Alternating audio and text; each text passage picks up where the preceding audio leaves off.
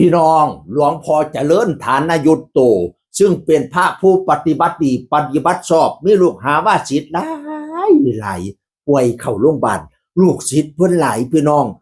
โดยเฉพาะศิลปินหมอลำคณะใหญ่ๆคณะน้อยๆศิลปินเล็กศิลปินน้อยไปกราบโตเป็นลูกศิษย์หลวงพ่อหลายเพราะว่าเพิ่นมีเมตตามหานิยมผู้ใดไปกราบเป็นลูกศิษย์เพิ่นโอ้ยงานเข้าแตกโคบมีแต่คนหักคนหอมคนนิยมชมชอบพี่น้องเอ๋ยป่านนี้ป่วยเข้าโรงพยาบาลไปนอนโรงพยาบาลตั้งแต่วันที่29พฤศจิกายนอยู่โรงพยาบาลอุดรธานีตึกสงสัน10พี่น้องเอ๋ยตอนแรกเป็นไข้แล้วก็มีอาการมีไอหอบหมอว่าน้ำท่วมปอดแล้วก็มีภาวะ congestive heart failure คือภาวะหัวใจวายพี่น้องเอ๋ยรักษาอยู่กับเพิ่นแบบต่อเนื่องเลยแล้วล่าสุดก็ได้ย้ายเข้ามารักษาที่หออภิบาลผู้ป่วยหนักสง9ตั้งแต่วันที่4ธันวาคม2568พี่น้องเอ๋ยได้ใส่ท่อหายใจพร้อมแล้วก็ได้รับยาปฏิชีวนะได้ฟอกไตเป็นระยะพี่น้องเอ๋ยต้องติดตามผลการรักษาเป็นระยะพี่น้องเอ๋ยเมื่อวันที่22ธันวาคม2568ช่วงบ่ายพระเดชพระคุณมีอาการหัวใจเต้นช้าผิดปกติและไม่รู้สึกตัว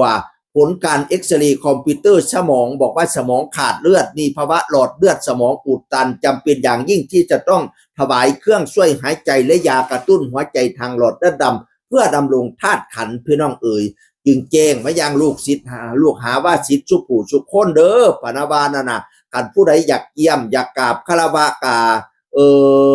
ขอให้ลูกศิษย์ร่วมบูชาเป็นปฏิบัติบูชาก็แล้วกันแบบว่าอยากให้ปฏิบัติบูชานะ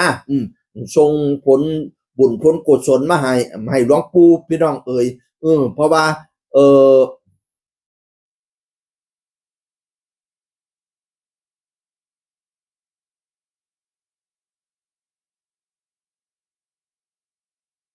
เพราะว่ากาอยากให้งดเยี่ยมจักระยะหนึ่งก่อนพะนะว่านะโอ้ก็แสดงว่า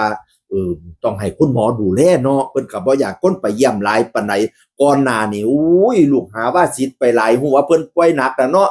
พระก็ไปหลายเลี้ยงอุ้ยๆเต็มห้องอยู่คุณแพทย์คุณหมอก็สิเห็นไปหลายก็บ่จักบุว่าเพิ่นอาการหนักก็โอ้ยสิไปแต่โคบผู้นั้นผู้นี้ก็ได้พี่น้องเอ้ยด้วยความรักและเป็นห่วงของบรรดาลูกศิษย์ไงก็อยากไปเยี่ยมหลวงพ่อให้กำลังใจหลวงพ่อเนาะบางเมื่อนั่นก็เห็นปล่อยซิลิไส้ไปเนาะก่อนหน้านั้นนะเห็นปล่อยซิลิไส้ไปแล้วก็ไปกราบอาราธนาเด้อพอเป็นโฮมโพโฮมไส้ของลูกของหลานให้ได้เพิ่งบารมี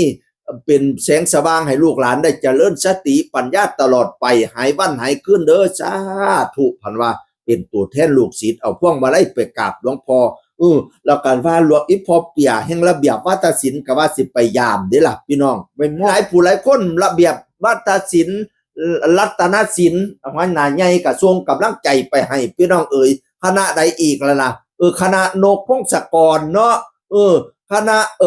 หมอลำเสียงแก้วส่งกำลังใจไปให้หลวงพ่อเพราะว่าลูกศิษย์ลูกหาหลวงพ่อมีเยอะโดยเฉพาะที่เป็นศิลปินหมอลำอีสานบ้านเฮาพี่น้องเอ๋ยก็สาธุให้หลวงพ่อดำรงธาตุขันธ์ไปโดนๆเด้อหลวงพ่อเอ๋ยอยู่กับลูกหาว่าศิษย์ไปโดนๆพุละจนฮอด120ปีพุละกับพุละพี่น้องเอ๋ยยังอยู่จังไปจากลูกหลานดำรงธาตุขันธ์ไปก่อนสาธุด้วยบุญบารมีที่หลวงพ่อสะสมมาด้วยบุญบารมีของลูกหาว่าศิษย์สุผู้สุคนก็ช่วยเกื้อหนุนบุญทรงให้หลวงพ่อหายวันหายคืนเด้อคุณหมอหักษาเทวดาคุ้มครองเจ็บหนักไก่ทุเล่าเจ็บเบาไข่หายให้สว่างให้มาเป็นกกโก้ใหญ่กกให้หนาตุ่มลูกให้เป็นเงาตุ่มเต้าให้เป็นโค้งให้เป็นโค้งไม่ซักลักให้เป็นลักไม่เกณฑ์เป็นให้เป็นเป็นเพ่นกะยุ่งมุ่งลูกมุ่งหลานไปโดนเด้อหลวงพ่อเอ้ยให้สว่างให้เศร้าซาขะน้อยเอ้ยเศร้ามืออื่นข่อยบ่ถือเศร้ามือฮื้อข่อยบ่เว้าคันสิเอาแท้ๆเศร้ามือนี่แน่นอนเด้อพี่พ่อเอ้ยให้ลูกขึ้นสั้นยันให้สั้นขึ้นคองย่องให้ลูกขึ้นกินปลาให้ลูกหากินข้าวลูกเว้ากับลูกเต่าแต่ละคนนะเด้อพ่อเอ้ยนิมนต์อยู่ต่อเด้อนิมนต์ฟื้นนิมนต์ลูกขะน้อยจากเสียงอื่นคนเก่าเว้าสู่ฟังสวัสดีครับสวัสดีครับ